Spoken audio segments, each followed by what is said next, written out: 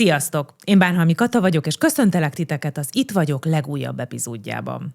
Az előző social médiáról szóló részben Acél Petrával arról beszélgettünk, hogy hogyan hat a közösségi média a személyes életünkre.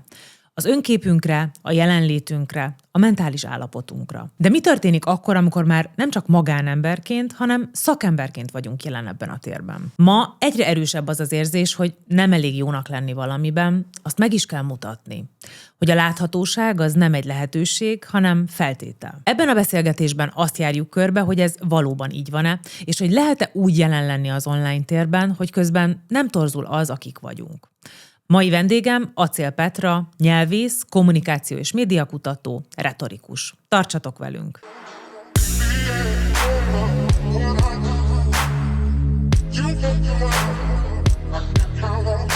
Ez az Itt vagyok, élet és egészség podcast Bánhalmi Katával.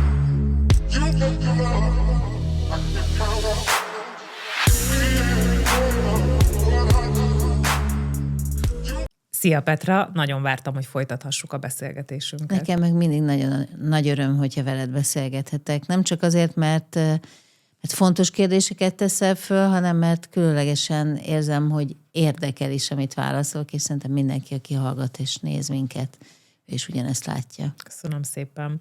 Ugye az előző beszélgetésünk az a social media személyes életünkre gyakorolt hatásáról szólt, és annyira belemelegettünk a témába, hogy az adás után elkezdtünk azokról a visszajelzésekről beszélgetni, amit én kapok. Ugye nekem van egy kommunikációs ügynökségem, és ott egyre többet találkozom azzal a jelenséggel, hogy az ügyfeleim nem csak a cégüket akarják építeni, hanem gyakorlatilag a saját személyes jelenlétüket is, és ma ezt a szakmai utat nyitnánk ki.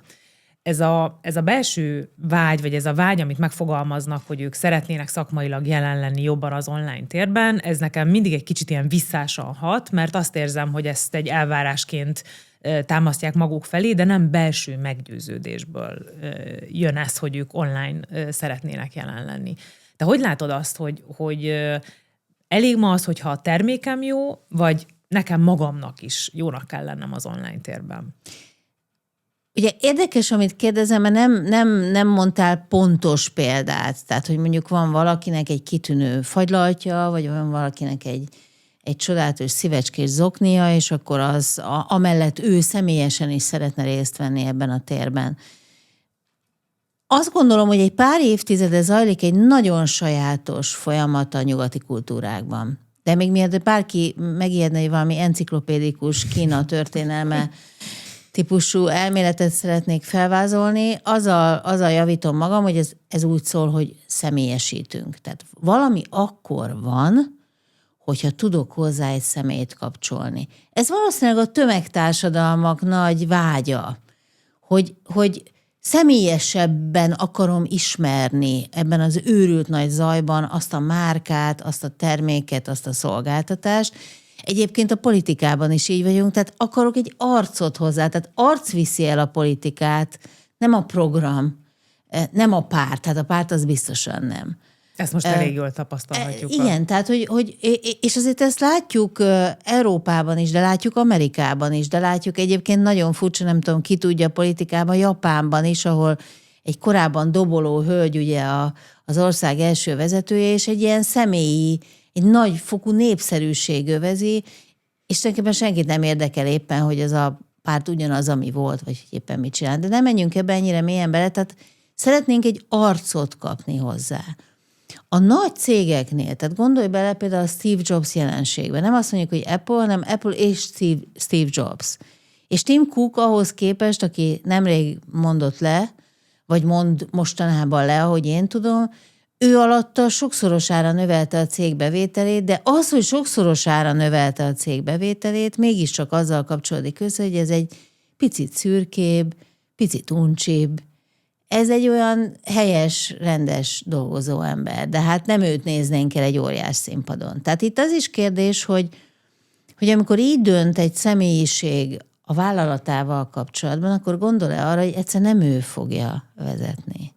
2, gondol-e arra, hogy én, mint személyiség lehet, hogy elnyomom egy kicsit az üzletnek azt a részét, amit egyébként kultúrában aztán építeni szeretnék. Mert én egy ilyen nagyon-nagyon jósvádájú figura vagyok, és akkor a márkám közben meg mondjuk egy csipkeverő szett.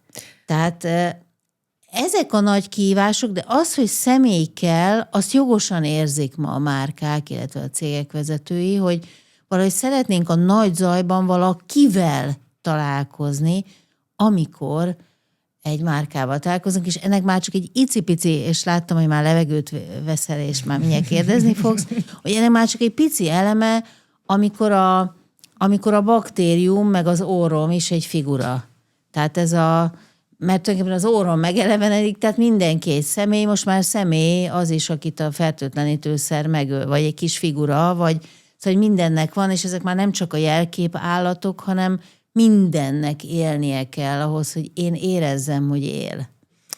Korábban azért ugye az volt a fejünkben, hogy ha valamit jól és eredményesen csinálunk, akkor annak meg lesz a következménye. Ma viszont azt látjuk az online térben, hogy nem is kell feltétlenül, vagy nem is feltétlenül látjuk az eredményt, hanem sokkal előbb látjuk bizonyos esetekben azt, aki hangosan, jól tálalva van jelen az online térben, és valójában semmit nem tudunk a mögöttes teljesítményről. Ez változott? Tehát, hogy ma adott esetben fontosabb, hogy jól mutassuk magunkat, mint az, hogy mi a valódi teljesítmény mögötte, mert a siker az jöhet a másik irányból is? Érdekes, hogy szerintem van egy harmadik fázis is, amikor megpróbálunk valamit mutatni, és nem számolunk azzal, hogy ezt ma már le tudják ellenőrizni. Tehát ugye az, amit mondasz, hogy régen a teljesítményből következett mondjuk az elismertség, egyébként ez sem mindig igaz, hiszen ismerjük azt a városi szólást, hogy az a jó vezető, aki nem csinál semmit, mert ugye azt nincs miért leváltani. Ugye ezt különösen vállalatoknál mondják, hogy az ember mindig abban a pozícióban végzi, ahol a legrosszabb, mert onnan már nem léptetik előrébb. Ugye addig vitték előre, aztán úgy jártunk, és ott már nem csinál semmit. Az is igaz, hogy vannak olyan szakmák, és ez a második fázis, amiről beszélsz, amelyek azért, és ezt is lássuk be, Kata, amelyek tulajdonképpen arról szóltak, hogy egy ilyen nagy kommunikációs habverésbe kapcsoljunk mondjuk egy terméket. Gondoljunk mondjuk a designra, mint olyanra, hogy leülök, mondjuk én vagyok a megrendelő, hogy nekem csináljon egy design tárgyat, mondjuk egy tervező. Akkor lehet, hogy 2 óráig lyukat beszél a hasamba azzal kapcsolatban, hogy nézem már meg milyen egyedi, és tulajdonképpen semmi más, mint egy cipőpertli, amiről szó van.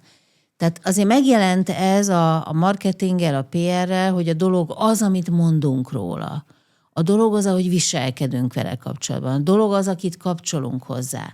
Hát érdekes tudni például, hogy amikor egy márka egy nagyon drága embert szerződtet, hogy mondjuk a közösségi médiában, vagy akár a hagyományos legacy médiában hirdesse, akkor ösztönösen azt gondoljuk, hogy ez egy erős márka lehet, mert van ennyi pénze rá. Tehát van egy ilyen komoly emberre pénz. Vagy ismerünk olyat is, amikor nem csak, hogy maga az arc adja el, hanem éppen az ellenkezője maga az arc taszít el tőle. Tudunk olyan sportmárkáról, amely rosszul határozta meg a célközönségét, fogadott egy nagyon ismert influencert, de az pont 2 generációval fiatalabbakhoz szólt, és az a középkorú fizetőképes közönség pedig azt mondta, hogy ha ilyen trash-sel dolgozol, akkor köszönöm, nem kérek belőle. Ami azt mutatja, hogy sokkal fontosabb valójában nem ahhoz ragaszkodom csak, hogy az a termék egyébként nagyon kényelmes, és írtó jó benne futkározni, hanem szeretném az egészet megkapni. És akkor most van ez a harmadik állapot, amit szerintem te jól ismersz, hogy mivel olyan médiumokon kommunikálunk, ahol az ismeretségi körünk tudhat rólunk valamit, mivel nagyon könnyű ma leellenőrizni, hogy hol van egy kis stúdió, ahol Pánhalmi Kata beszélget emberekkel. Ezért, hogyha te például arról beszélsz minden vendégeddel, hogy miért jó a nyers vegán étkezés, és a sarkon meglátnak, amint éppen egy elképesztő, jó kis lucskos, cupákos, nem tudom milyen csirkecombot, na az még majdnem egészséges, de eszel, volt erre is példa, akkor lőttek Budán. Tehát akkor baj van. Tehát szerintem most van az a fázis, hogy azt kell eldöntenie valakinek, aki céges vagy márka szinten bemegy ebbe a médiába, hogy készen állok-e arra, hogy olyan leszek, mint első Erzsébet aki azt mondta, hogy az egész életem egy színpad. Tehát ott születek, hát ugye tudjuk a királyok történetéből, hogy nyilvános volt a szülés, nyilvános volt a minden, kis sarkokon lehetett megbeszélni bizalmasabb dolgokat, de még az sem, és leellenőrzik, és számon kérik, és csalódnak bennem. És ha ezzel nem számolunk, akkor nagyot hazudunk magunknak, és akkor nem is leszünk hitelesek. Chase Hughes mondja, hogy az igazán hiteles márka és ember az, aki minden megnyilvánulásában számol azzal, hogy valamilyen szociális atrocitás érheti, vagy kritika. Tehát ezt nem fogod tudni kikerülni. Ahogy hallgattalak, gyakorlatilag így beugrott az elmúlt kb. 10 évben az a folyamatos nyomás, ami különböző coachoktól, vezetőktől, kommunikációs szakemberektől minden irányból jött, hogy a self-branden kell dolgozni. Ez a self-brand, ez valami olyan zászlóra tűzött valami lett, ami a mai napig él. Tehát a mai napig nagyon sokan tartanak erről kurzusokat, tanítják, vagy akár csak influencerei ennek a témának. És egy kicsit olyan, mintha mindenki azt érezni, hogy ez a self-brand, ez akkor az, amivel nekem az összes egyéb dolog mellett foglalkoznom kell. Neked mi a véleményed a self-brand kultúráról? Azt gondolom, hogy ez egy szemfényvesztés. Tehát az ember nem tud, létezik, természetesen a pszichológia ismeri, hogy vagyunk, mint személyek, nyilván vannak identitásaink, szerepeink, selfieink, többé vagy kevésbé tudjuk ezt ellenőrizni, ugye, hogy valahol vagyok, akkor igyekszem úgy viselkedni, hogy a másoktól irányomban elvárt viselkedést ki tudjam váltani. Ugye egyébként ez is érdekes, hogy olyan 4-5 féle dologra vágyunk. Tehát van, aki arra vágyik, hogy nagyon hatalmasnak lássák, van, aki arra vágyik, hogy intellektuálisnak lássák, és nyilván úgy kezdek kommunikálni, tehát folyton arra utalok, hogy hol végeztem, hogy milyen könyveket olvasok, folyton utalgatok, bocsássák meg a nézők, ugye, és a hallgatók, ha így teszek. De hogy nyilván vannak ilyen identitás, meg self-elvárások. De valójában, amikor megnyilvánulunk, akkor értsük meg, hogy a másikat nem tudjuk abban ellenőrizni, hogy rólunk mit gondol. Tehát álmodozhatunk arról, hogy a self-brandem makulátlan, és valaki éppen a vudubábunkat szurkálja otthon. Tehát ez egy felfúvalkodott dolog tulajdonképpen azt hinni, hogy fel tudod építeni a saját sírszobrodat, mielőtt meghalnál. Tehát az, amit elrejt ez a fajta tréning, az, hogy nem tudod egy ponton túl ellenőrizni, nem tudsz számolni azzal, hogy mi minden kerül elő veled kapcsolatban, azt gondolod, hogy nem néztem ki soha ilyen jól, mint ma. És valaki beírja, hogy te jóisten, ez egy rém. Ugye? Egyébként nekem volt ilyen élményem személyesen is. És akkor jön rá az ember, hogy egy dologgal tudok készülni. Úgyis, mint üzletember, úgyis, mint brand tulajdonos, hogy fog érni valamilyen szociális kockázat. Mert abban a pillanatban nem brand vagyok, hanem az az autonóm ember, aki tudok valamit mondani, vagy sem. És éppen, hogy nem építeni kéne magunkat, hanem mondjuk korlátozni. Mert hogyha a brandemért dolgozok, akkor az valóban nagyon nagy kérdés, hogy én vajon minden társadalmi kérdésben megnyilvánulok-e. Ezeket hagy még mielőtt mert látom, hogy készülsz egy jó kérdéssel. 3-mal. Hogy gondoljunk egy kicsit mondjuk Einsteinbe, hogy a végén már mindenről beszél egy tudós, és akkor van egy pont, amikor az ember érzi, hogy mi van, az egy kicsit már erodálja. Szerintem ez egy konkrét és valós jelenség amúgy a napjainkban is, és egy nagy kérdés. Viszont mielőtt belemegyünk ennyire a részletekbe, ugye azt mondod, hogy a self-brand kultúra egy szemfényvesztés, és gyakorlatilag nem a jót tanítja. Én abszolút értem, és ezzel együtt azért azt is látjuk, hogy ahhoz, hogy te róla tudjanak, hogy te mivel foglalkozol, és mindjárt hozok konkrét példákat, mert kicsit körbe interjúztam a saját környezetembe, konkrét szakmákat, hogy ez mégiscsak kell ahhoz, hogy te sikeres legyél, hogy többen tudjanak rólad, hogy hozzád jöjjenek el egy szolgáltatást igénybe venni. Tehát, hogy akkor ehhez hogy kell viszonyulni? Mert az egyik oldalról látni kell azt, hogy ez nem egy jó irány, de a másik oldalról meg azért a jelenlét, az online jelenlét ma már valós feltétele a sikernek. nagyon jól mondod, annál is inkább, mert ugye látjuk ezeket a rövid videókat ma már, amikor rájön mondjuk egy étterem, hogy a másik már hónapok óta arról posztol mondjuk, hogy milyen isteni ott a kuglóf. Bezeg nálunk még jobb, de mi nem videóztunk, mert nem gondoltunk erre, és kiderül, hogy az hozná ide a sorbanállást.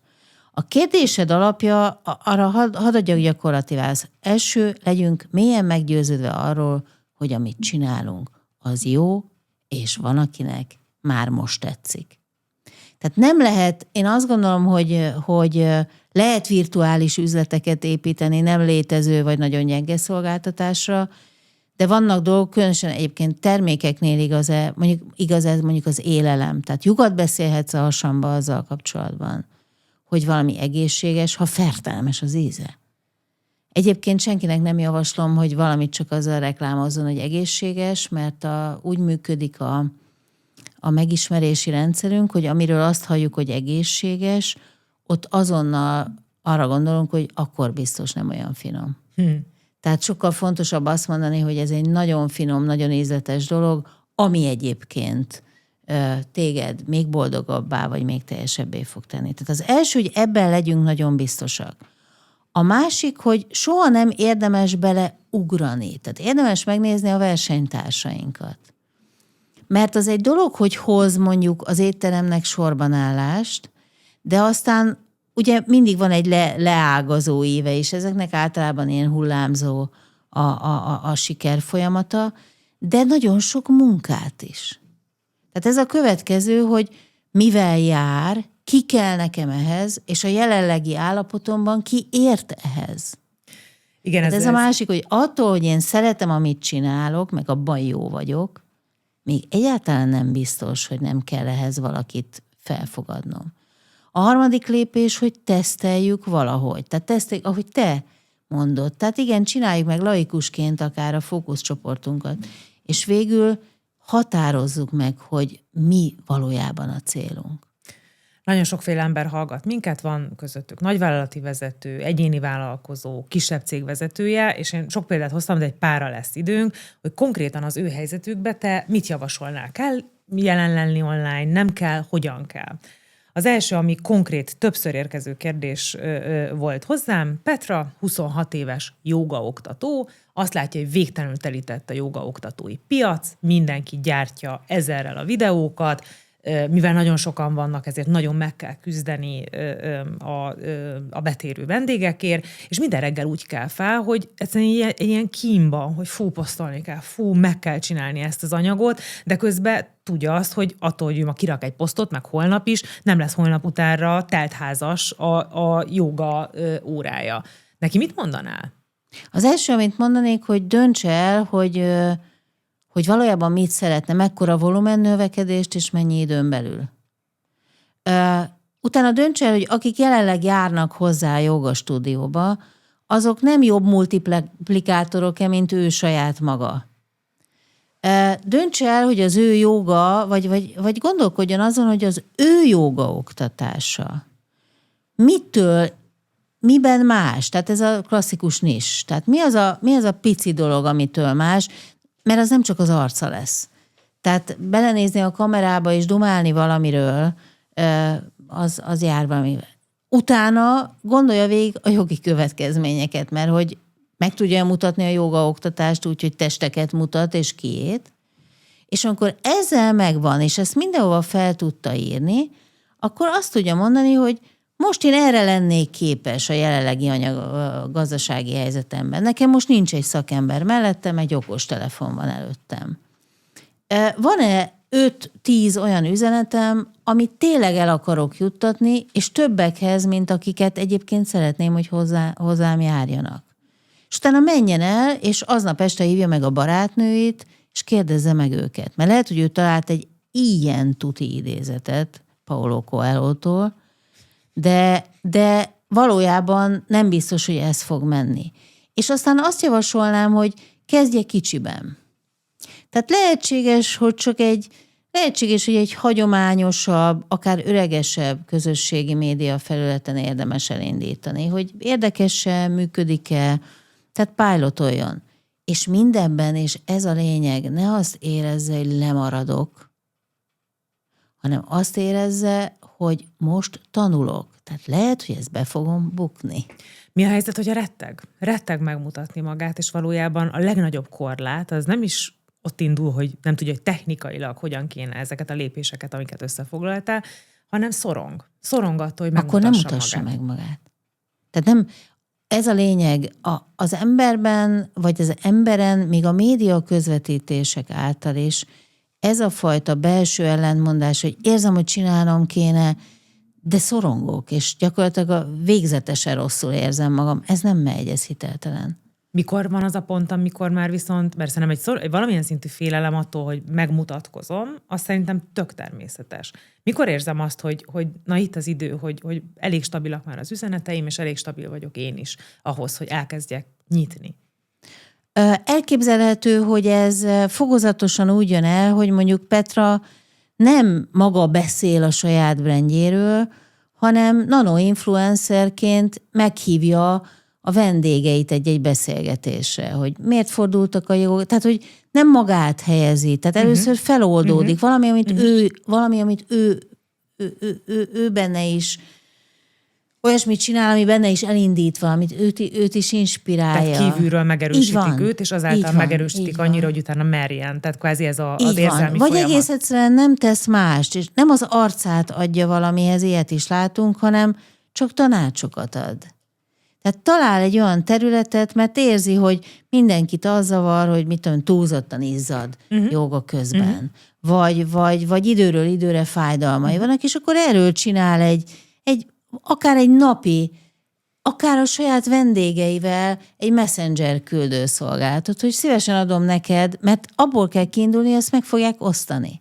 Tehát lehet, hogy a saját hitelességére, a saját szolgáltatásának a minőségére épülő embereket érdemes használnia. És hogyha azok, és ez a másik, hogyha elkezdi hallani, hogy annyira hallanánk téged, akkor el lehet kezdeni gondolkodni. Viszont akkor mindenképp azt javaslom, hogyha mérhetetlenül szorong, akkor vegye valakinek a segítségét igénybe. Az is egy tanulás, tehát szoktuk mondani, hogy a motiválás igazi pillanata, vagy a motiváltságé nem az, amikor és bejött a követő, aki egyébként, mert tudjuk, hogy a közösségi média rátája abban az értelemben, hogy végülis mit térül meg, az egyébként alig 10-20%-os. Tehát azért itt nem kell hatalmas számokra. Tehát gondoljunk egy egyszerű rendezvényre, meghirdetjük a közösségi médiában, jelentkeznek rá bárhol, akár a képi, akár a verbális részen, annak 25-30%-a lesz ott, illetve nem is azoknak a 25-30%-a, hanem összességében a satszolható számé. Igen, ez is egy érdekes kérdés, hogy most sales kommunikációként nézzünk rá, vagy brand vagy kommunikációként, és ennek egy közvetett hatása máshogy van. Nagyon jó, hogy ezt közbevágtad, Kata, mert azért abba is gondoljunk bele, hogy van olyan ma haute couture márka, amelyik nem engedi magát online. Tehát nyilván nem tehet arról, hogyha vannak emberek, akik erről beszélnek, de emiatt spontán egy csomó mindenki abban látta meg a nyílónist influencerként, hogy róluk. Nincs. Vagy gondoljunk a silent luxury-re, ha már a divatnál vagyunk, hogy pont ne látszódjon. Pont csak az a kiskör ismerje fel, felismertük egymást a másik szagáról, ugye? Típusú. Ez az exkluzív igen, de hát a kutyák is ilyenek egyébként. Tehát, tehát azért, hogy ne legyünk nagyon sznobok, de hogy azért lehet ez is egy döntés, hogy Petra úgy dönt, hogy egy olyan közösséget tud összehozni, és a közösség tagjai által, és a saját hitelesség által, hogy ő soha, neki éppen az lesz az izgalmas, hogy ő nem a Voldemort, akinek nem mondják ki a nevét, hanem ő lesz az, akit így nem látok, és pont azt tetszik benne. Ahhoz máshogyan kell felépíteni egy szolgáltatást. Meg ez talán nem jóga, de igen. A következő, csak már szerintem nagyon érdekesek ezek az esetek. Dóra, 45 éves, egy családi vállalkozást vezet, alapvetően jönnek a számok, tehát nyilván küzdés van, de nem a social médiából jön az üzlet, hanem az adott iparág piacáról, de mégis azt érzi, hogy valahogy még ráerősítene, vagy valahogy azért jó lenne jelen lenni, hiszen mindenki jelen van, és benne is van egy kis vágy, hogy megmutassa, hogy mit tud, és ezzel potenciálisan új piacokat nyisson akár a cégnek, akár saját magának. Viszont ő is abban van, hogy fogalma nincs, hogy most nem tudom, elkezdjen beszélni az iparág élményeiről, vagy egyáltalán hogy induljon el. Ja, nagyon fontos a példa is, meg amit kérdezel. Soha ne úgy álljon egy brand se az ilyen típusú láthatósághoz, mint hogy általában beszélek erről. Tehát Dóra az döntse el, hogy van-e egy olyan új bevezetendő gondolata, ötlete, amihez használja a nyilvánosságot. Tehát tegyük fel, ez a családi vállalkozás üvegékszereket készített eddig. Jól növekednek, megvannak, nem akar ennél szükségszerűen sokkal tovább növekedni. De szeretné mondjuk akár jótékonyság, akár a gyerekei miatt, vagy akár szeretne bizonyos értelemben horizontálisan növekedni, tehát mondjuk bevezetni egy stylist szolgáltatást emellé, vagy mondjuk egy ruhagyártást, vagy bármit, most mondtam példákat. Azért érdemes. Ez szerintem azért is fontos, mert nem a social médiát kell használni ahhoz, hogy én végig gondoljam, hogy mit akarok, hanem akár egy szakember segítségével végig kell gondolnom, hogy én személyesen mit szeretnék a szakmai életembe, és aztán eszközként használni a social médiát annak a kommunikációjára. Én ezt így értem. Teljesen így van, Kata, és ráadásul abból a szempontból is így van, hogy amikor odaértünk, hogy ez a célom, nekem a láthatóság most azért kell, mert valami újat akarok, és innen be fognak nézni majd az én általános dolgaimba is, és ott számolnom kell, hogy mekkora energiákat kell majd erre ajándékoznom, hogy akkor leülök, hogy mit szeretnék, miért most szeretném, miért nem most szeretnék, miért várok ki, még túl kezdetleges, még. Akkor amikor ezt kimondom, akkor értsük meg, hogy az a közösségi média olyan lesz, mint egy darab virslinek a villa. Tehát nem valami mitikus, egy igazi, konkrét eszköz lesz, amire te tudod a legjobban, hétfőn 9-től 10-ig van csak időm, és lesz, ami lesz, megnézem egy 2 hét után, és ez a másik, amit minden ilyen vállalkozónak mondanék, hogy és számoljon azzal, hogy be tudja zárni. Tehát ha megnyitotta, akkor be tudja zárni. Vagy el tudja költöztetni. Átvitt értelemben is, meg konkrétan is. Tehát mekkora energiát vállalt, és mire. És az neki végeredményben mitől térül meg. És ezért érdekes, hogy valójában a személyiséget miért kapcsolod egy márkához. Mert ha azért kapcsolod, mert egész egyszerűen olyan szinten vagy extrovertált, hogy nem tart vissza semmit, tehát a falak már nem elég erősek, és te a világot jelentő deszkákra, akarom mondani, bitekre akarsz lépni, vagy bájtokra, akkor nyilván ez nem a márkádról szól, hanem az, hogy a márkád is csak azért van, mert tulajdonképpen te akartál lenni. De Dóra esetében egyértelműen azt mondanám, hogy ha van egy jól megalapozott, és tovább nem különösebben, volumenben túl növelni vágyó, akkor döntse, hogy ezt miért csinálja. Egyébként csinálhatja, én ezt nagyon javaslom, hogy ez mindig egy nagyon hatásos megjelenés, amikor a brand tanácsokat is, tehát magyarán bizonyos értelemben támogatást tud nyújtani azoknak. Tehát adni akar valamit, nem csak látszani.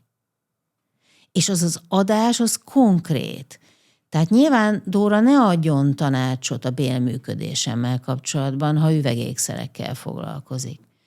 Természetesen előjöhet azzal, hogy esetleg neki szomorú, de mondjuk Crohn betegsége van, de az már egy nagyon nagy kérdés. Az a személyes térkényítás. Tehát ez egy nagyon nagy kérdés szerintem, hogy amikor én viselem mondjuk Dóra nagy pettyes nyakláncát, akkor akarok-e arra gondolni, hogy lehet, hogy ezt a Crohn betegsége ihlette?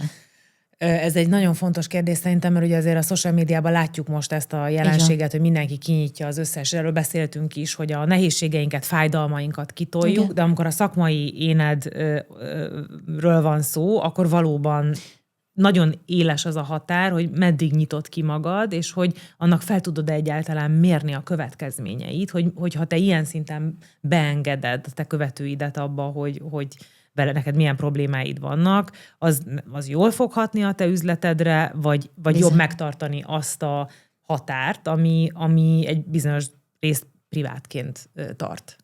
Egyébként pont ezért van gond a self-brandinggel is, amikor van mondjuk egy magasra pozícionált, kvázi prémium termékem, márkám, szolgáltatásom, és ugye ezért én egy ilyen ultra, mindig nagyon polished, meg nagyon-nagyon ugye túl ellenőrzött akarok lenni, mert nem megengedhető, hogy én egy ilyen prémium márka esetén egy kicsit is gyarlónak tűnjek. Ezért veszélyes, mert egyébként meg azt tudjuk, hogy aki egy icipici gyarló, tehát például a prémium márkáknak azért tesz jót egy arc, aki néha emberi, meg néha egy kicsit gyűrött, mert erre volt szintén egy nagyon érdekes kísérlet, hogy valakit arra kértek, hogy kérdésekre válaszoljon, mint egy kvízben, és a kísérletvezető egyébként beavatta előtte az illetőt, hogy nagyon jó válaszokat adjon, tehát 95%-os sikerességgel válaszolt a kérdésekre.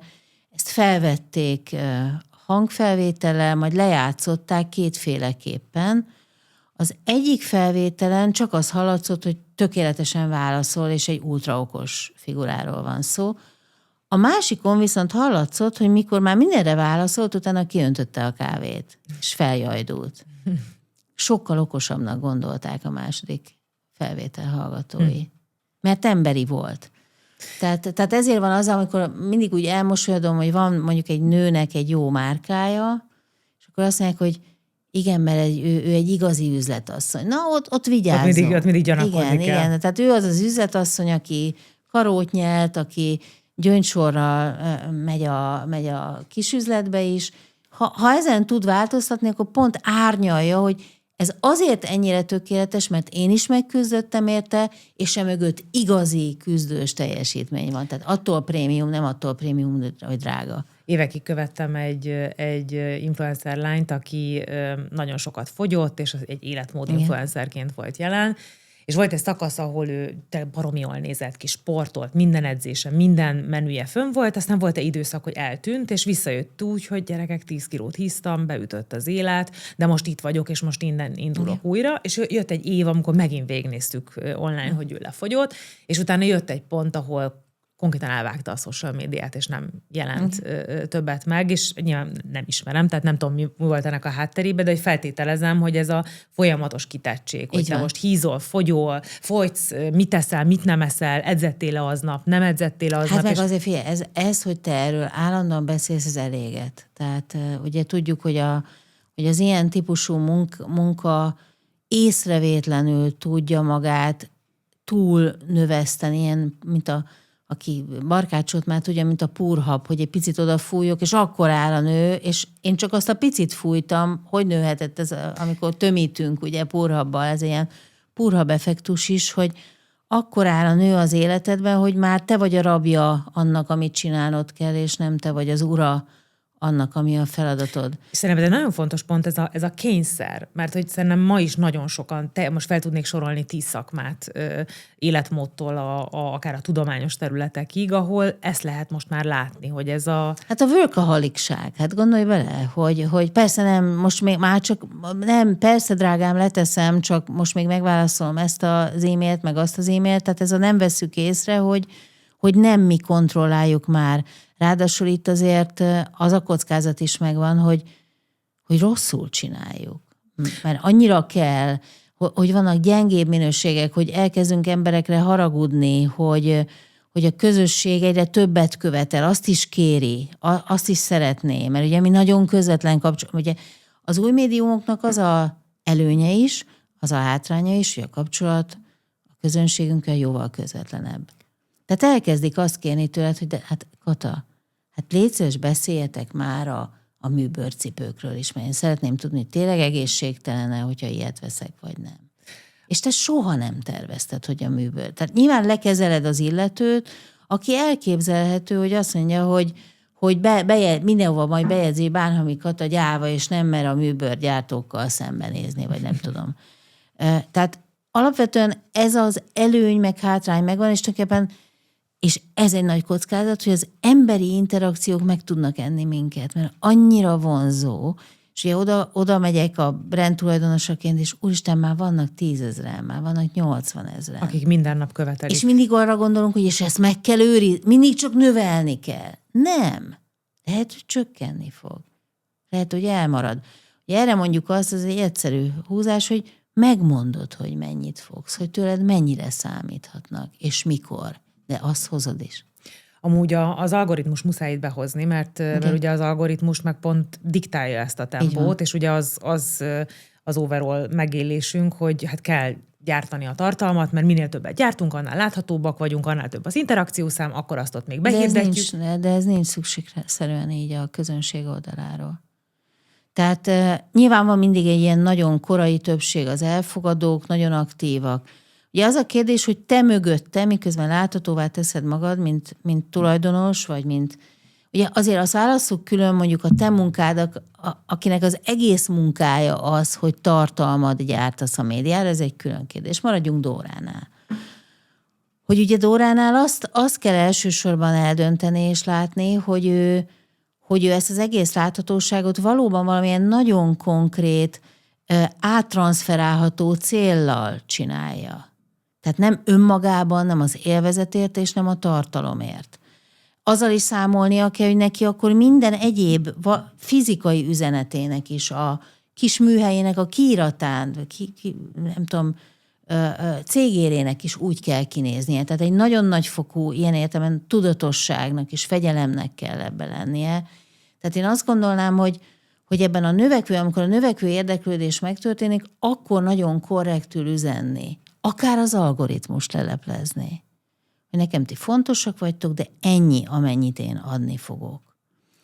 És ebben az értelemben nagyon meglepő, de aki ilyen innovatívan, autonóman tud kommunikálni, sokkal jobban működik, mint aki megy ezzel de muszáj, de belehalok, ha nem, de ez diktálja. Azért én látok ellenpéldát is. Tehát azért vannak olyan sikerek, ahol ez a folyamatos jelenlét, és hogy már tényleg azt tudom, mit kent magára, mit evett meg, mit csinált minden nap, és ez hozza ott az eredményeket. Milyen sikerre gondolsz? Anyagira? Üzleti.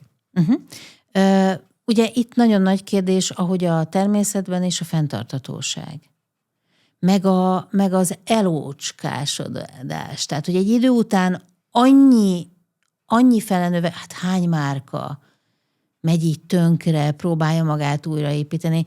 Hagy mondjuk azért egy pár ilyen nagyobb márkát. Tehát akár nézzük meg a Takajert, mint luxusórát. De azért más egy márka, mint egy személyes brand, nem? Ebből a szempontból nem akartam ebbe belevágni, csak hogy azért ez nagyon különbözik. Ebből a szempontból igazad van, hogy más a márka, de a személyes brand is valójában épül valamire. És az a kérdés, hogy amikor határos a tudásom, az intelligenciám, a jó megjelenésem, nem beszélve az időmről, akkor olyan a self-brandben még mit tudok betenni? Tehát, mert akkor már szétkapnak, és akkor jönnek ezek a Tati-féle kozmetikum ugye influencerek, akik idegösszeomlást kapnak. Vagy a Chris Williamson, a Modern Wisdomnak a vezetője, aki aztán eltűnik, majd megjelenik olyan felvételekkel, hogy az idegösszeroppanását hogy kezelték mondjuk egy kórházban. Ugye ez is egy nagy kérdés, hogy aztán ebből is csinál valamit, de valójában,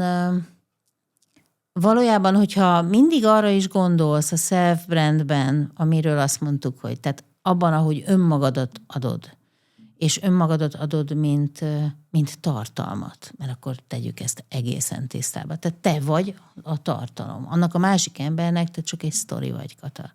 Tehát nem az a húsvér akit én szerencsés vagyok, és láthatok, vagy ismerhetek. Hanem ez a tartalom, akkor azt tudom mondani, hogy ennyit vállalok, és szóljatok. Például nagyon érdekes, én ilyet hallok kevesen, hogy szóljatok rám, ha túlnőttem. Tehát, hogy ezért érdekes például az előfizetői rendszer bevezetése. Ezt se felejtsük el, hogy amikor elkezdünk magunkról, akkor egy idő után már akkor egy médiabirodalmat kell kiépítenünk, mert akkor kell egy olyan, amikor csak velem beszélgetnek, akkor kell az életemből arra adni, hogy most személyesen találkozunk, tehát veled lehet mondjuk reggelizni. Tényleg szeretnél, most akkor ne valljál erről, de hát, hogy szeretnél. Tehát kell adni még valamit, hogy ezt nem akarjuk, hogy ilyen itt nem lesz. Ezért gyere ide, ma ezért jöttél. Nagyon érdekes, mert tényleg rengeteg olyan embert látok, aki ilyen napi 10 posztot csinál, már csinált egy felhasználói klubot, oda gyártja a tartalmat, már elkezdett videókat is csinálni, és egy ilyen őrületté válik az egész, aminek a fenntartása azért ezt tudjuk, hogy elképesztően költséges egy ponton túl, és nem csak pénzben, hanem időben, energiában. És ki se számolod. És elkezdesz magadnak hazudni, hogy ez nekem megéri. Holott, ha kiszámolnád az óradíjadat, csak azt, amennyit ezzel tervezned, dolgoznod kell, és az infrastruktúráról nem beszéltünk. És arról az érzelmi munkáról és fáradtságról, amit beleteszel, és utána arról a veszteségről, amit mondjuk a családod szenved el, vagy a szeretteid szenvednek el, és ami, hogyha nagyon akarjuk minden gazdasági értékre átváltható, akkor kijön egy nagyon érdekes szaldó. Tehát, hogy egyáltalán nem biztos, hogy olyan jó lesz az eredmény. Nem beszélve arról, amit tulajdonképpen eddig még nem is mondtunk, hogy alapvetően igazán, ahogy te is mondod, hogy elkezd minden erről szólni, hogy nem tudok töltekezni. Tehát már nincs honnan. És Kata, egyet ne felejts el, hogy végül mindig ugyanazt mondod. Mert ha hiteles vagy, szóval én egyszer pont édesanyámtól kérdeztem meg évekkel ezelőtt, hogy de hát mama, hát én tulajdonképpen mindig ugyanarról beszélek, mire azt mondta, hogy hát még szép.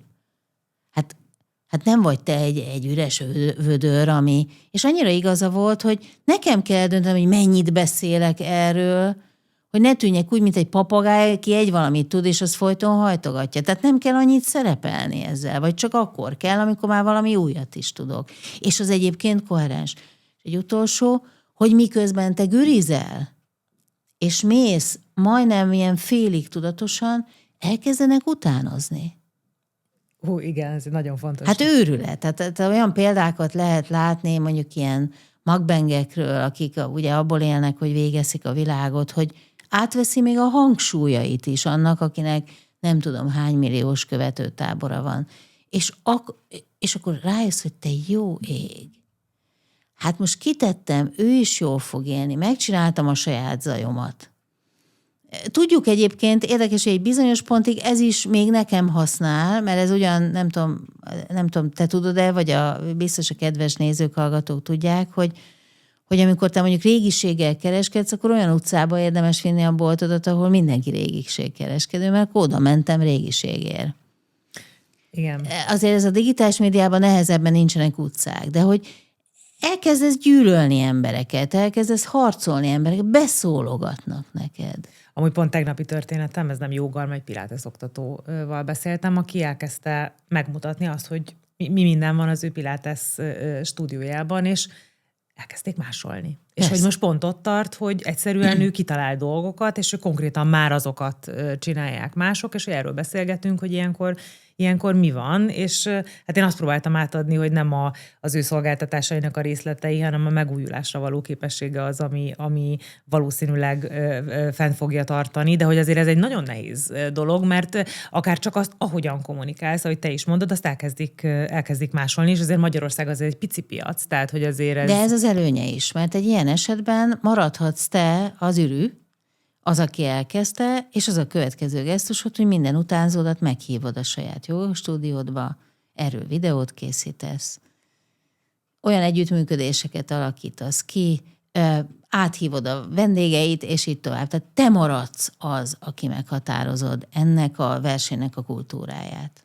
Ami a gyakorlatban akkor azt jelenti, hogy nyitsz, és hogy nem adott esetben nyitsz, vagy adott esetben elkezdesz pellengére állítani, mert akkor te egy ilyen kombatív, versengő típus vagy, és azt mondod, hogy lám ilyen az, amikor az embert utánozzák. Igen, de ennek a konfrontációnak a bemutatása... Ez nagyon függ a habitustól. Mert azért ez egy nagyon éles... Ez nagyon függ a habitustól. Tehát most mondhatnék olyan közéleti véleményformálót, aki ebből él, hogy állandóan tulajdonképpen a verseny, és jól áll neki. Nagyon azt mondtam, hogy jól áll neki a halál, az ismert film, szerintem a te generációnál kevésbé ismeri. Ez egy ilyen jópofa film, hogy meddig tudod magadat feltuningolni, hogy ugyanolyan szép legyél, mint valaki más. Aztán a végén már nem is élsz, de még mindig tuningolod. Tehát, hogy van, akinek az áll jól. Itt azt kell meghatározni, hogy értem, utánoz. Hát akkor tényleg jó vagyok. Hát akkor van egy új ötletem, és akkor innováljunk. Egy utolsó példát, még sok van, de még egyet szeretnék behozni.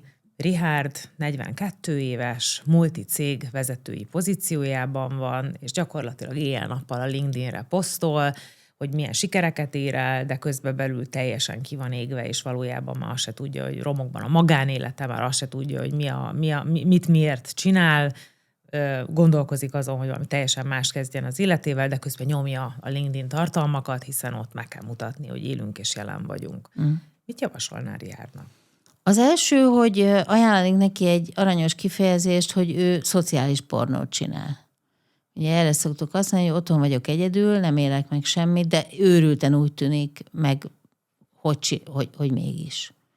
És amikor az ember ezzel szembesül, akkor már nem érzi olyan jól magát. Amúgy is üresnek érzi magát. Az első, amit neki javasolnék, hogy adja át valakinek a LinkedIn profilját. Tehát, hogy fogadjon föl valakit, az nyilván változással fog járni, beszéljék meg, és engedje el. Utána nézze meg, hogy az ő vezetői mi volta. Ugye azt mondjuk bizonyos viselkedéskutatók alapján is, ez egy jól hasznosítható minta, hogy egy vezetőnek 5 személyiség tekintélyelvet kell követnie. Az egyik az, hogy tulajdonképpen legyen nyugodt, tehát hogy sugározza azt, hogy őt érdemes követni, hogy élvezze, amit csinál, hogy legyen benne hála, hogy tulajdonképpen egy adott helyzetben pont annyit és csak annyit mondjon, ami szükséges. Ugye tudjuk, hogy a legjobb vezetők beszélik a legkevesebbet egy megbeszélésen, tehát nem ők dumálnak a legtöbbet. És végül pedig legyen biztos abban, hogy amit csinálnak, van missziója. Hogyha ezt leellenőrzi, erre egyébként majd küldök neked ilyet, tehát szívesen megosztom a kedves nézők, és vannak ilyen kérdőívek, amik pont ezt mérik, hogy ez benned van-e. Ezekre adjon válaszokat. Tehát az első az, hogy ebből ki kell jönni. Tehát ha Richárd egyébként üresnek érzi az életét, akkor, és ezzel a szociális pornóval helyettesíti a létét, vagy a létezését, és innen vár önigazolást, az egyenes út a csuromkiégésig. Tehát ezen nincs vita, ezt minden szakember megmondaná. Nem érdemes magunknak hazudni. Le kell állni. Kicsit fájni fog. Hát mert milyen jó kis program volt ugye miután megittam a pohár bort, meg berendeltem a nagyon drága cégtől az éttermi kaját, és valahogy mindig olyan fura íze van, meg magyaróva íze van, de hogy ez legalább várom, mert innen kapok visszajelzést. Igen, ez egy kicsit hiányozni fog. És egy olyan... De várjál, még egy nagyon érdekes, hogy pont egy kutatásban hoztak erre egy példát, hogy egy ilyen vezetőnél nagyon tanácsolják azt, hogy ne LinkedIn posztoljon, hanem menjen át a szomszédhoz, és szerelje meg neki a boilert. Tehát, hogy érezze meg, amikor ő tényleg fontos. Tehát, vagy felhívja egy barátja, és azt mondja, hogy te figyelj ide, egyszerűen nem értek, annyira elmenni gombászni. És elmegy vele. És hát lehetőleg nem gyilkos galócát tesz a kosárba. Tehát, hogy valóságos egy-egy, tehát értem, tehát rájön, hogy ezt én meg tudtam szerelni. Mi a helyzet egy olyan multiban dolgozó szakember esetében, aki viszont Richárddal szemben nem a kiégés küszöbén van, hanem egyszerűen látható szeretne lenni? Mikor van szükség arra, vagy miért lehet érdemes, vagy egyáltalán kell-e ezen így, hogy mondjam, ebben lépni feltétlenül egy multiban dolgozó embernek, vagy hogyha igen, akkor mikor kell? Vissza is kérdezek, meg szerintem magunknak is egy jó fejgyakorlat, mondjuk egy űrhajós. Ugye láttunk egy ilyen programot Magyarországon. Láttuk, hogy a kiválasztás fázisában azt se tudtuk, kikről van szó, illetve mert azért volt egy műsor, ami velük foglalkozott, de ennek nem volt akkora a hallgatottsága, vagy adott esetben nem volt akkora az ismertsége. amikor megszületett, hogy ki megy fel az űrbe, attól kezdve viszont gyakorlatilag most már már a kutyamentők is Kapu Tibort hívják el, ugye, hogy beszéljen arról, hogy milyen az űrben, vagy éppen. Ami hát ugye kérdéses, hogy erre mennyire van az illető felkészülve, vagy mennyire tűnik minden ilyen szerepbe hitelesnek. Egy kicsit a szakmailag ezt mondanám mindenkinek, hogy amikor már fellőtték az űrbe, tehát amikor már az a feladat van, vagy beérkezett oda, ahonnan tudja, hogy tovább szeretne lépni. Ugye egy multinál dolgozó ember vajon miért akarna látszódni? Mert mindannyian látszódni akarunk. Nem. Ez te is tudod, hogy nincs így. Oké, de a látszódásnak, tehát akkor a siker, tehát hogy önmagában mondjuk a social médiát használni arra, hogy láthatóbbá váljak. Jól esik visszajelzést kapni, csak ezt próbáltuk szerintem mind a ketten mondani, hogy amikor láthatóvá válsz, akkor nem azon kell gondolkodnod, hogy biztos szeretni fognak, hanem hogy mekkora a szociális bántási kockázatot vállalok. És ha elbírom viselni, hogy azt írják rám, hogy ez egy rém, amit egyébként tényleg rossz elviselni, tehát az emberbe egész idő alatt ott mozgolódik, mint egy tüske. De aztán egy idő után arra is gondolok, hogy de izgalmas, lehet, hogy ő azt gondolja rólam, hogy rém. Mi lenne, ha beszélnék vele? De aztán lehet, hogy nem is beszélek vele, mert nem akarom meggyőzni, hogy nem vagyok az. Hát miért ne lehetnék neki rém? Hát Kata, hát akkor így járt. Ez nem elég a social media, ezt egy újságíró és nap mint nap megéli, hogy... Így van. Meg ezt mondják rá, meg mondjuk nincs sikere. Tehát nem válik be, nem ad el többet belőle. De itt a multinál például az egy érdekes kérdés. Lehet, hogy én szeretnék a saját szakértelmem alapján a multit nem agyonütő, de egy olyan intellektuális közösséget építeni, ami egyébként majd nekem jól jöhet, mikor előrelépésről van szó. Amúgy ez egy nagyon érdekes jelenség, én több olyan történetet látok, ahol a személyes brand épülése az egyszerűen összeegyeztethetetlenné válik a szervezeti kultúrával. Ugyanis valaki mondjuk nagyon láthatóvá válik, akár multiban, ügynökségben, egészségügyi cégben, nagyon sok ilyen példa van, ismertebb lesz, mint maga a brand. És ott áll a vezetőség, hogy na most ezzel mit kezdjünk, és én nagyon sok esetben látom azt, ami hát nagyon érdekes, hogy megpróbálják ezt elnyomni. Vagy ez egy problémává válik, hogy egy vezető ennyire erős lesz online. Ezt te hogy látod?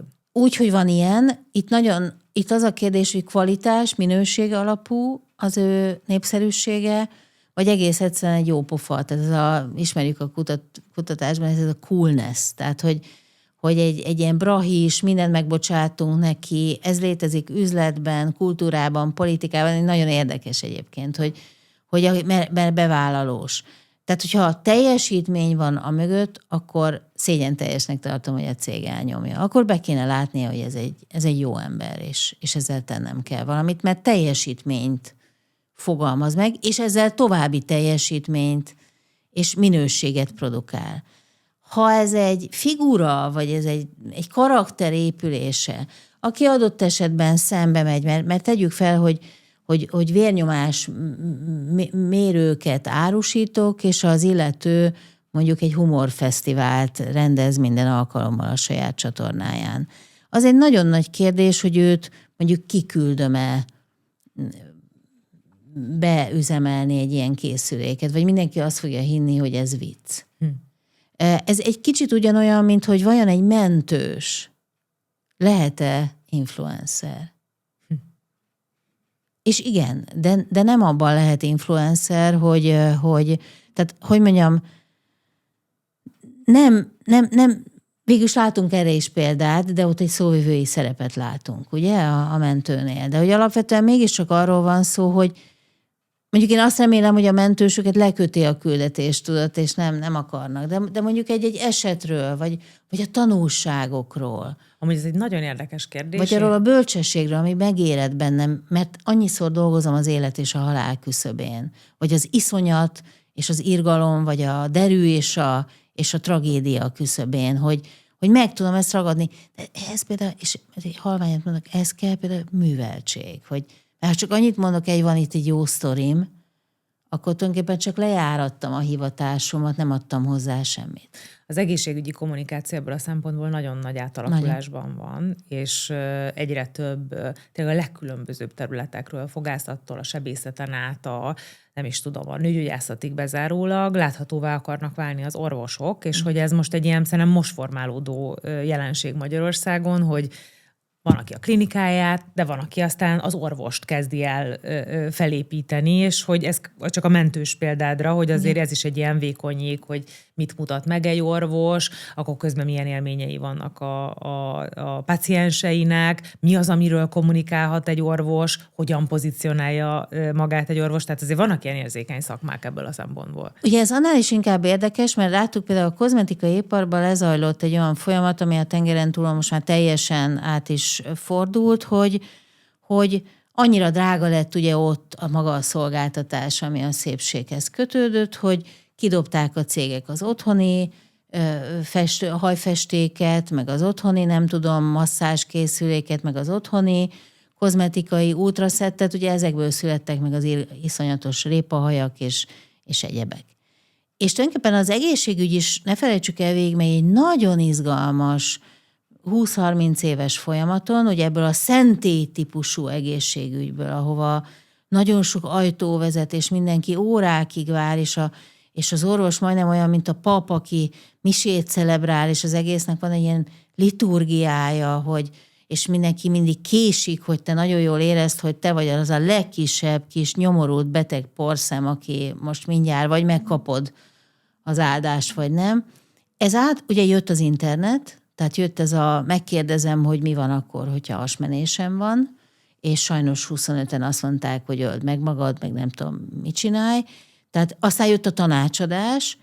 Ugye a Covid egy nagyon nagy ütés volt, jött az áltudomány, hogy mivel a tudomány nagyon szabad lett és nyílt, mindenki elkezdett érteni hozzá, tehát én rájöttem, hogy nekem nagyon használ a buborékos víz. Nyilván neked is fog, Kata, szóval mert a mi belünk meg a mi emésztőrendszerünk az egy fából van faragva, hogy képzavaros legyek, és eljött tulajdonképpen most az a pillanat, hogy az orvosok is bizonyos értelemben rájöttek, hogy hát most vagy én el tudom mondani, vagy az egészségügyisek, vagy valaki el fogja mondani helyettem.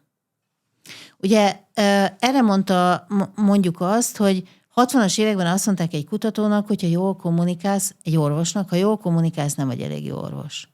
Mert hát ha elég jó vagy, csinálod, nem beszélsz róla. Na ma már azért ez nincs így.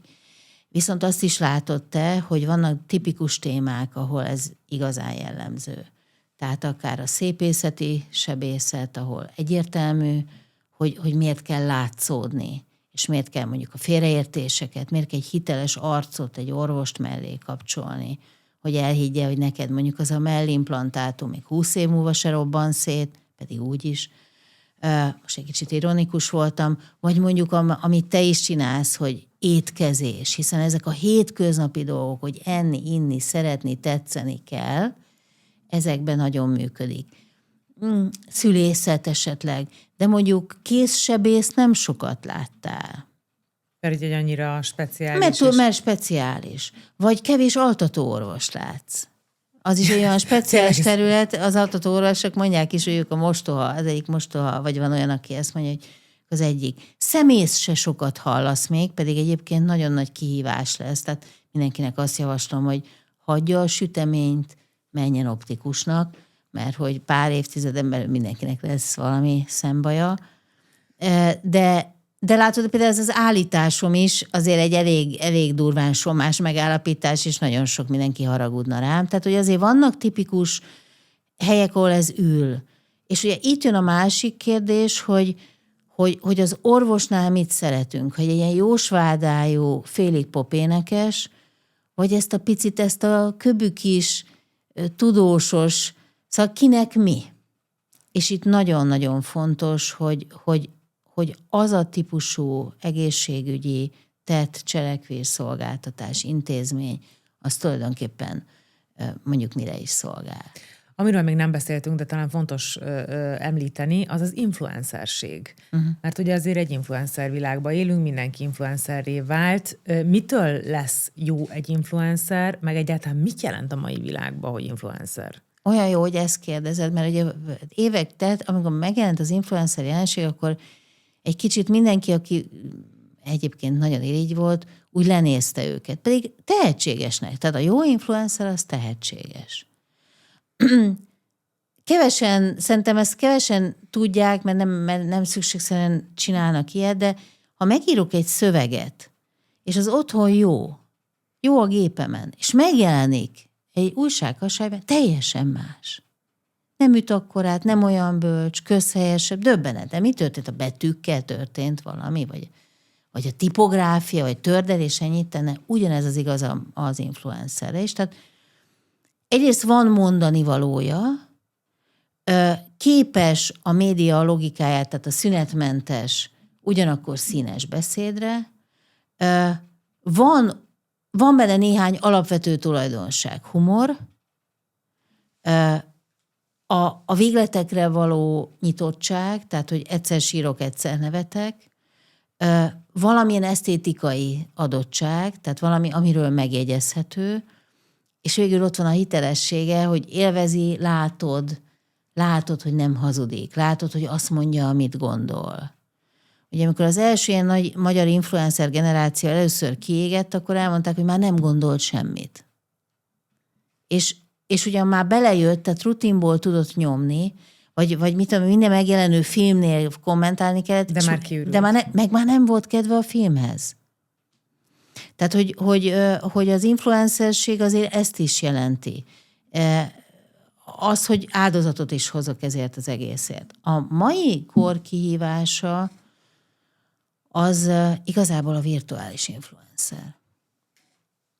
Tehát a saját avatarod, az, hogy megcsinálhatod magadat úgy, hogy te nem vagy ott. AI videókat gyártanak. AI videókat gyártasz. Na, ez például egy nagyon érdekes kérdés, mert amikor valamiről kiderül, ez egy friss kutatás, és nekem annyira tetszik. Ezt egyébként mindenkinek mondom, aki esetleg utazással foglalkozik, mint szolgáltatással, hogy például tudjuk azt, hogy ha valamiről megtudjuk, hogy AI csinálta, akkor úgy érezzük, hogy abban nincs elég erőfeszítés, és nem ér annyit.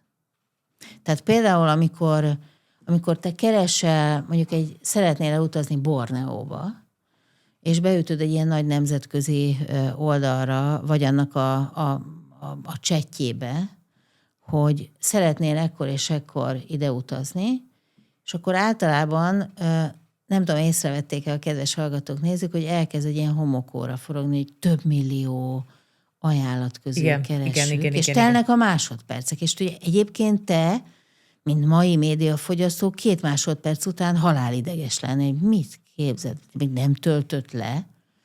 Itt akár 5-6 másodpercig váratnak, és ott van előtted egy ilyen sorrendben rakod, és azt mondta, hogy fú, ez komoly. Tehát, hogy pont ez a baj az AI-jal, hogyha nem tudod azt érzékeltetni, hogy amögött erőfeszítés van, vagy hogy te hogy dolgozol adott esetben a virtuális megfelelőddel, vagy avataroddal, akkor lehetséges, hogy az nem lesz annyira értékes. A másik, hogy amiről tudjuk, hogy mesterséges, arra nem vagyunk irigyek. És néha furcsa módon az, hogy téged irigyelnek, hogy nem is irigyelnek, hanem szeretnék, ha nekik is olyan jó lenne a sminkjük, mint neked, vagy olyan jó lenne a hajuk, meg a tiéd úgy csillog. Egyébként ezt akartam is mondani, hogy mondhatnád, hogy mitől. Majd adok beauty tippeket. De hogyha ha ez nincs meg, ez a húsvér, hogy a Katát egyébként megláthatom, amint kolbászt eszik a sarkon, akkor nagyon szép dolgokat gondolhatok róla, de azért ez a versenyszellem, vagy ez a comparison, vagy ez az összevetési dolog, ez nem fog befolyásolni.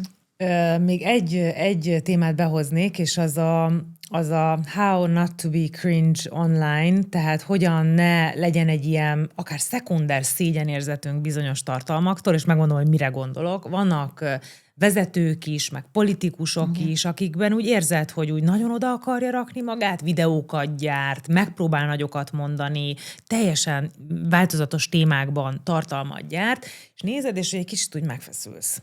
És ugye talán a médiatörténelemnek is egy ilyen fontos eleme, hogy próbálunk nem ilyenek lenni online. Tehát próbáljuk elérni azt, hogy amikor valaki megnézi a mi tartalmunkat, akkor ne ez a, nem tudom, kis idegrángás menjen végig a másokon a tartalom elfogyasztásától, és hogy szerintem ez egy ilyen konkrétan egy kihívás. Te tapasztalod ezt? A jelenséget, amiről beszélsz, igen, tehát ez a tipikus hitelesség probléma, hogy egy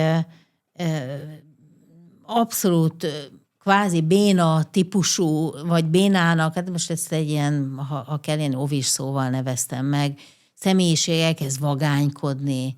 A humor, ugye, amiről az egyik csoki szelet óta tudjuk, hogy a humor tipikusan az a dolog, amit nem lehet mondani, hogy én humoros vagyok, vagy humoros vagyok, vagy nem. Tehát a humor vagy laza vagyok. Szóval tehát a lazaság, a vagányság, a jó beszédkészség, az elkötelezettség, arról nem kell beszélni, az önmagát bizonyítja, de tényleg a humor az egyik ilyen. Tehát én akarhatok humoros lenni, és akkor nagyon fáj a másiknak, ugye? Én azt azért mondanám, hogy az ember nem a semmiből jelenik meg a médián, tehát addigra már élt, hogy amikor egy ilyenbe belevágunk, akkor azért halljuk meg a kritikákat velünk szembe. Tehát, hogyha nekünk a családunk mindig azt mondja, hogy te mindig egy olyan hajlamos, olyan undok lenni ezek, akkor egy picit legalább adjunk esélyt, hogy mi van, ha. Vagy ha azt mondják, hogy te vagy az egyetlen közünk, akinek nincs egy csepp humora, akkor valószínűleg ne vicceket kezdjünk el mesélni, egyébként nőként amúgy se, férfiaknak se javaslom, mert a férfiaknál a viccmesélés alapvetően arról szól, hogy kinek van nem nagyobb, hanem jobb. Tehát, hogy ez egy fura, nagyon érdekes, ezt tudjuk bizonyos elméletekből, vizsgálatokból is, de a lényeg az, hogy akkor egy picit teszteljük azt az életet, amit addig éltünk. Tehát az ember ne vetközzön ki magából. Sőt, legyen még inkább önmaga azon a ponton. Viszont egy dolgot vállaljunk fel, hogy lehet, hogy én egy ultra komoly ember vagyok. És az én oldalam, vagy az én megnyilvánulásom az egy mély merülés valakinek. Ehhez kell az, hogy legyenek a környezetünkben, akik visszamernek jelezni, meg hogy legyen nekünk annyi reflexiónk, hogy ezt be tudjuk fogadni. És még egy dolgot javaslok, ha van is, nincs is, hívjuk össze a barátainkat, és csináljunk egy próbát, és ne azt kérdezzük, hogy milyen volt, soha. Adjatok 5 tanácsot. Adjál 5 tanácsot. Tehát amikor először teszteljük a saját, soha ne azt kérdezzük, hogy milyen. Mert az, hogy milyen tanácsot ad, az fogja elárulni, hogy miben nem voltam jó, és miben voltam jó. Ez egy technikai kérdés, de te hogy látod, hogy ma mindenféleképpen kellenek a videós tartalmak, mindenféleképpen kell az mondjuk, hogy én látszódjak, és én legyek a kamerán, vagy elég fotós tartalmakat csinálni, vagy akár szöveges tartalmakat, tehát van egy ilyen... Szerintem most van egy kulcskiugró médium, és ez a hallás. Tehát a hang. Mert hogy ez az, ami annak idején azt mondtuk, hogy a háttérrádiózás és a háttér, tehát a hangnak lesz most egy kiugró szerepe. Nem, a videónak megmarad, tehát a képnek megmarad, a mozgókép ugye a legerőteljesebb, de a hangban, hogy ott mit tudunk. Ez zenefüleimnek. Úgy van. Én pont tegnap előtt kérdezte tőlem valaki, hogy mikor csináltam az első podcastot, meg hogy miért, és hogy én ezt imádom, ezt a hangon keresztüli hatást, és akkor ez a gyakorlatban is azt jelenti, hogy teljesen mindegy, csinálsz egy videót, de hogy alámondod a hangot mondjuk? És akár alámondod a hangot, vagy legalább annyira figyelsz a hangra, mint a stúdióra. Adott esetben figyelsz a vendégeidnél, hogy olyanokat hívsz meg, akik a te podcastodhoz, a te műsoraidhoz, a te tartalmaidhoz illőek. Bizony az a helyzet, és itt hát szembesülnünk kell, ez egy nem minden hangot szeretünk hallgatni. Sajnos a magasabb hangokat kevésbé, mint a mélyeket, ezért szokták a férfiakat előléptetni. Sokkal okosabbnak látjuk, akiknek egy kicsit mélyebb a hangja, de ez meg azért jó, mert Margaret Thatcher is azt mondta, hogy 10 hangot tudott mélyíteni magán, amikor miniszterelnök lett, tehát ezt is meg lehet oldani, ha valaki szereplő szeretne lenni. Vannak bizonyos kellemes hangzású dolgok, és vannak nem, de azokkal lehet, ez például egy jó tanulás lehet, de a hang az egy fontos dolog, és a csend is. Képzeld el, hogy én járok egy beszédtanárhoz, így pont a saját hangképzésem miatt, és ő vele beszélgettünk erről, hogy valamilyen szintig mindenki tudja képezni a hangját, és képzeld el, nagyon sokan járnak hozzá úgy, hogy nem is feltétlenül szerepelnek, vagy használják a munkájukban ilyen szinten eszközként a hangjukat, de mégis az önismeretüket a hangjukon keresztül fejlesztik. Ezt én csak ajánlani tudom mindenkinek. Én ezt és most mindenki nézzen magába, hogy egy self-brand tanfolyamon hányszor beszéltek neki erről. Pedig mekkora jelentősége van, annál is inkább, mert amikor másokkal kezdünk beszélgetni, ösztönösen igyekszünk ő miattuk, meg magunk miatt is jobban ellenőrizni magunkat egy kicsit, nem hiteltelenül, de egy picit jobban kontrollálni. Tehát ahogy húzod magad, meg nem ott böffented el magad, ugye ilyenekről már beszélgettünk. De hogy alapvetően mégiscsak arról van szó, hogy ilyenkor egy kicsit más hangon szólalunk meg. Nekem például nagyon gyakran mondják otthon, hogy miért nem úgy beszélsz, ahogy a Katával a podcastban? Miért ezen a csipogó hangon, meg miért kiabálsz velem így? Tehát bizony, amikor készülök és lélekben, testben, gondolatban a lehető legnagyobb alázattal arra, hogy mondjuk beszélgetünk, és néhányan megtisztelnek minket a figyelmükkel, akkor az én hangom is megtelik nyilván azzal, hogy igyekszik, hogy dolgozik, hogy úgy veszek levegőt. A másik, hogy a hang mellett a szünet. Tehát az igazán jó megszólaló tudja, hogy mikor kell szünetet tartania. És bármilyen furcsa, mert ugye a média, a közvetítés mindig adászavarnak észleli a szünetet, de nem az. Nem az. Az új média világában már lehet jó szüneteket tartani. Rengeteg mindenről beszéltünk, és szerintem még nagyon hosszasan tudnánk is ezt folytatni, viszont zárásképp én 3 dolgot szeretnék tőled kérdezni, tényleg egy ilyen összefoglalóként. Az egyik ez a self-brand, hogy akkor hogyan álljunk a self-brandhez, és mikor és hogyan érdemes ezt építeni. A 2 az gyakorlatilag mikor és kinek kell tudatosan elkezdeni dolgoznia a social media jelenlétén, és a 3 pedig, hogy ez mikor lesz egészséges az életünkben. Az első self-brand, nem a branden dolgozunk, magunkon. Tudatosítjuk, fejlesztjük, dolgozunk magunkon úgy is, hogy lehet, hogy semmilyen megtérülő eredménye nincs. Tehát azért, mert élvezem, azért, mert meg szeretném. Tehát csak is nem brandre törekszünk, hitelességre törekszünk. És ezzel az is jár, hogy bármikor vállaljuk a másik jelenlétének és az én megismerésemnek a szociális kockázatát. Tehát úgy megyünk bele, mint aki fogadást köt. Tehát, hogy ez nem lesz egyszerű, ebben van kockázat. Ezt kéne még élvezni is. A második, hogy mikor. Akkor, amikor meg tudja határozni legalább 3 dimenzióban a céljait. Mi az üzleti célom, mi az, amit tehát a negatív értelmes a célomat, mi az, amit biztosan el akarok kerülni, és mennyire célom ezt hosszú távon fenntartani. Ha ezekre jó és korrekt választ tud adni, akkor fog tudni dolgozni. És nagyon fontos ennél a középső kérdésednél is dönts el, hogy személyesen ő lesz a láthatóság, vagy valakit, vagy valamit képez, keres, alkalmaz ehhez. És mi is volt a harmadik kérdés? Az egészséges mikor? Hogy ez egy egészségről szóló beszélgetés. Mikor lesz ez egészséges az életünkben? Akkor minden akkor egészséges. Ahogy az építészetben, ugye az életben mindenütt, ha arányos. Ha nem tölti be nem csak 5 órát, hanem a 24 órát.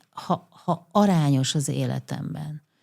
Hogyha megengedi, hogy amennyi kiadással jár, anyagilag, érzelmileg, látványilag, annyi bemenetet is enged. Egyszerűen nem engedhetjük le azt a vizet a lefolyón, amit fel se töltöttünk. Tehát akkor egészséges, hogyha belül van valami, ami kikívánkozik, ami fontos, és még akkor egészséges, hogyha nem nyerni akarok vele elsősorban, hanem adni. Nagyon szépen köszönöm, Petra, a jelenlétedet, az idődet és a tapasztalataidnak a megosztását. Köszönöm. Köszönjük, hogy itt voltatok velünk, az Itt vagyok egy hét múlva folytatódik, addig is ne felejtsetek el feliratkozni a YouTube csatornánkra, és kövessetek be minket a social media felületeinken. Sziasztok!